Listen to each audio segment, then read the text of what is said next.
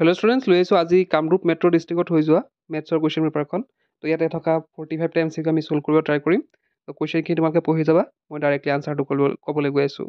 তো first কুৱেশ্যনটোৰ answer হ'ব option number B.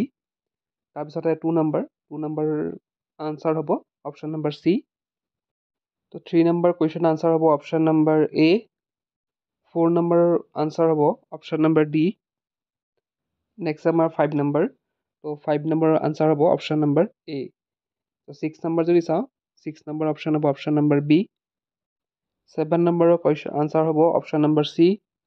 8 নম্বৰৰ আনচাৰ হ'ব অপশ্যন নম্বৰ ডি। 9 নম্বৰৰ কাৰেক্ট অপশ্যন হ'ব অপশ্যন নম্বৰ চি। 10 নম্বৰৰ কাৰেক্ট অপশ্যন হ'ব অপশ্যন নম্বৰ এ। 11ৰ যদি চাওঁ, 11ৰ অপশ্যন নম্বৰ এটো কাৰেক্ট হ'ব। আকৌ আমি যদি 12 নম্বৰ চাওঁ, 12ৰ কি হ'ব 3টো কাৰেক্ট হ'ব। এটা 13ৰ যদি চাওঁ, 13ৰ আমাৰ চিটো কাৰেক্ট হ'ব। 14ৰ যদি চাওঁ, 14ৰ ডিটো কাৰেক্ট হ'ব। 15ৰ যদি চাওঁ, 15ৰ অপশ্যন নম্বৰ ডিটো কাৰেক্ট হ'ব। 16ৰ যদি চাওঁ, 16ৰ অপশ্যন নম্বৰ চিটো কাৰেক্ট হ'ব -6। 17ৰ যদি চাওঁ, 17ৰ অপশ্যন নম্বৰ এটো কাৰেক্ট হ'ব। নেক্সট আছে 18 নম্বৰ। তো 18ৰ অপশ্যন নম্বৰ বিটো কাৰেক্ট হ'ব। 19ৰ যদি চাওঁ, অপশ্যন নম্বৰ বিটো কাৰেক্ট হ'ব। 20ৰ যদি আমি চাওঁ, অপশ্যন নম্বৰ ইয়াতো বিটো কাৰেক্ট হ'ব। 21ৰ যদি চাওঁ, 21ৰ অপশ্যন নম্বৰ ডিটো কাৰেক্ট হ'ব। 22 যদি চাওঁ, অপশ্যন নম্বৰ এটো কাৰেক্ট হ'ব। নেক্সট আছে 23 যদি চাওঁ, 23ৰ অপশ্যন নম্বৰ চিটো কাৰেক্ট হ'ব। নেক্সট আছে 24 যদি চাওঁ, অপশ্যন নম্বৰ ডিটো কাৰেক্ট হ'ব। 25ৰ যদি চাওঁ, 25ৰ অপশ্যন নম্বৰ এটো কাৰেক্ট হ'ব। 26ৰ যদি চাওঁ, 26ৰ অপশ্যন নম্বৰ ডিটো কাৰেক্ট হ'ব। নেক্সট হৈছে 27। কুৱেশ্যনটো অলপ ভিডিঅ'টো পজ কৰি চাই লোৱা। নেক্সট আমি ডাইৰেক্ট গৈছোঁ অপশ্যনলৈ। 27ৰ যদি চাওঁ, ইয়াতে অপশ্যন নম্বৰ এটো কাৰেক্ট হ'ব। 28ৰ যদি চাওঁ, অপশ্যন নম্বৰ ডিটো কাৰেক্ট হ'ব 2:3। 29ৰ অপশ্যন নম্বৰ চিটো কাৰেক্ট হ'ব। 30 নম্বৰ যদি চাওঁ, 30ৰ অপশ্যন নম্বৰ এটো কাৰেক্ট হ'ব। 31ৰ কুৱেশ্যনটো তোমালোকে চাই লোৱা। নেক্সট আমি ডাইৰেক্টলি অপশ্যনলৈ গৈছোঁ। তো ইয়াতে কাৰেক্ট অপশ্যনটো হ'ব অপশ্যন নম্বৰ বি।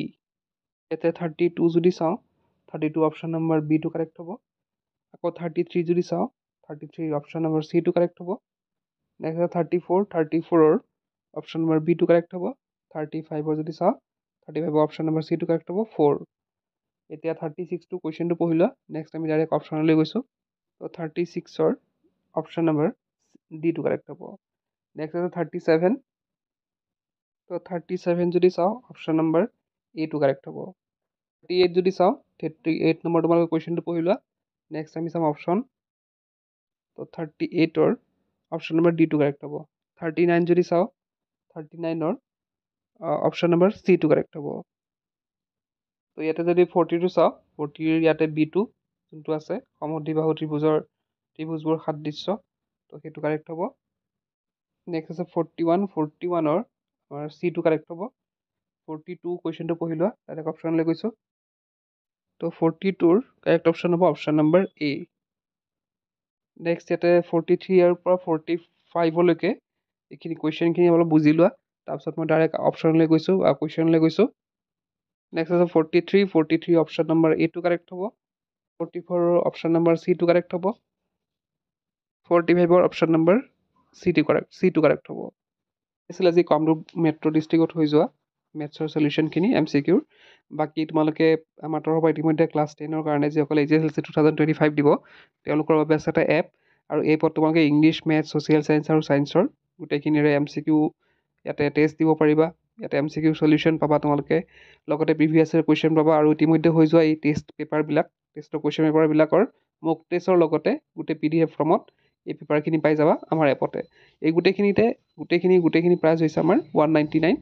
তো ডেছক্ৰিপশ্যনত লিংক দিয়া হৈছে, তাৰপৰা তোমালোকে এপটো ডাউনলোড কৰি ল'ব পাৰা। আজিৰ ভিতৰতে ইয়াতে কৰিলোঁ আৰু বাকীখিনি চাই যোৱা। বাকী গোটেই কুৱেশ্যন পেপাৰখন তোমালোকে স্ক্ৰীণত চাব পাৰিবা এতিয়া। তেন্তে চাই যোৱা এই কুৱেশ্যন পেপাৰখন।